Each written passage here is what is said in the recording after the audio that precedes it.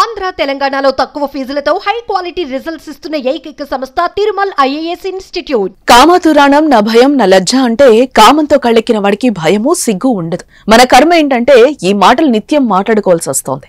కామంతో కళ్లు మూసుకుపోయిన కొన్ని మృగాలు చేస్తున్న అకృత్యాలకు అడ్డుకట్ట పట్టం లేదు. తాజాగా నెల్లూరులో వదినపైనే కన్నేసి మరిది చేసిన కిరాతకం కన్నీరు పెట్టిస్తోంది. వదినంటే తల్లితో సమానం అంటారు. ఆమెను తల్లిలా భావించాలి. కానీ ఈ దుర్మార్గుడు వదినిపై మోజుపట్టాడు. కామ కోరికలు తీర్చాలని వేధించాడు. ఒప్పుకోకపోవడంతో హత్య చేసేశాడు. నెల్లూరు జిల్లా కావల్లో మంగళవారం అర్ధరాత్రి చోటు చేసుకుంది ఈ దుశ్చర్య. పశ్చిమ బెంగాల్ కు చెందిన శ్రీకాంత్ బిశ్వాస్ కుటుంబం కావల్లో ఉంటోంది. శ్రీకాంత్ పైల్స్ వ్యాధికి చికిత్స చేసే క్లినిక్ నిర్వహిస్తున్నాడు.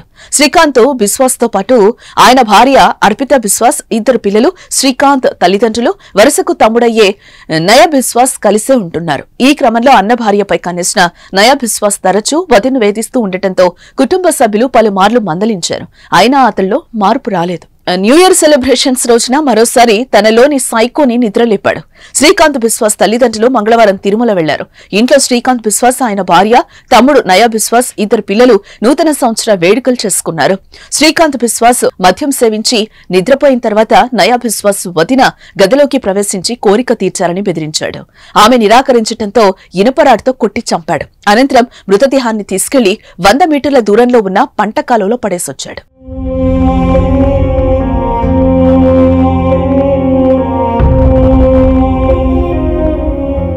ఉదయం నిద్రలేచిన శ్రీకాంత్ ఇంట్లో భార్య కనిపించకపోవడం, రక్తపు మరకలు ఉండడంతో స్థానికులతో కలిసి సమీప ప్రాంతాల్లో వెతకగా పంట కాలువలో భార్య మృతదేహం కనిపించింది. స్థానికంగా ఈ ఘటన సంచలనంగా మారింది. ఆ దుర్మార్గుడు చేసిన పనికి శ్రీకాంత్ బిశ్వాస్ కుటుంబం తల్లడిల్లిపోతోంది. ఆ పిల్లలు తల్లి మృతదేహం చూసి కన్నీరు మున్నీరవుతున్నారు. నిందితుడిని పోలీసులు అరెస్టు చేసి కటకటాల్లోకి నెట్టారు. సమాజంలో ఏ నేరం, ఎవరు హత్యకు గురైనా దానికి ప్రధాన కారణాలు రెండు. ఒకటి కామం, రెండు కరెన్సీ.